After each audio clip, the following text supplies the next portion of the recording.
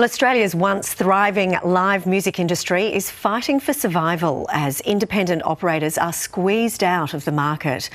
More than 1,000 venues have shut and major festivals have been bought out or cancelled. Tonight's Four Corners takes a look closer at the behemoth Live Nation. We're in an extinction event right now. And we have to beg for scraps.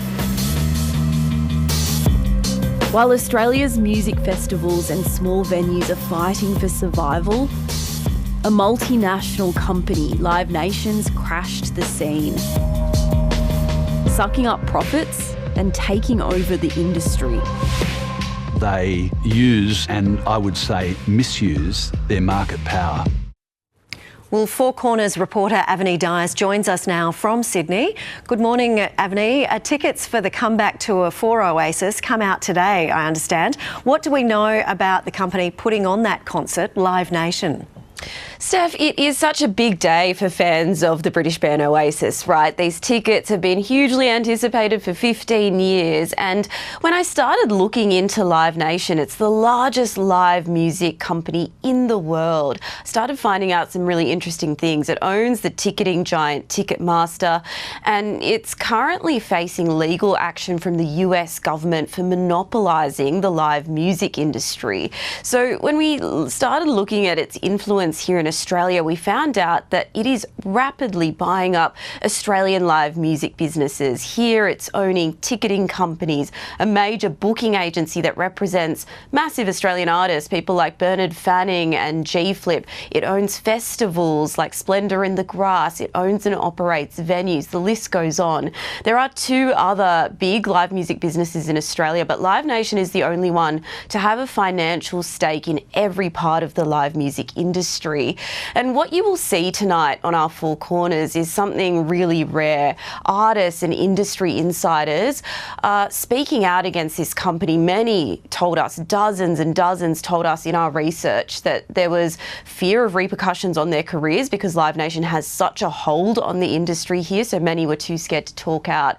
But we have major artists, people like Peter Garrett, saying they're really concerned about a lack of choice in Australia's industry. Now, Live Nation has come back to us with quite a lengthy statement. The company sent that through its lawyers, and it said it feels that there's more competition than ever in the industry in Australia and that it champions and supports developing Australian artists. And Avani, what have you found about how much music fans are actually paying for tickets? Well, Steph, this is a really interesting part of our investigation. I think anyone watching who's a music fan would have realised that tickets are just going up and up and up in price, and there's obviously a few different reasons for that.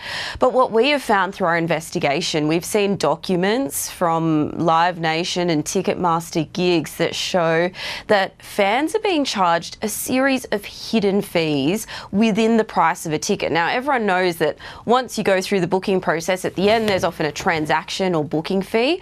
But what we've seen through these documents is that you're being charged a series of other fees. They have a series of different names: infrastructure fee, service fee, and so on. And people in the industry have said they're trying to find out what those fees are for, and they're not getting answers. Artists have told us they're not receiving those fees, even though fans often assume that artists get the chunk of that money.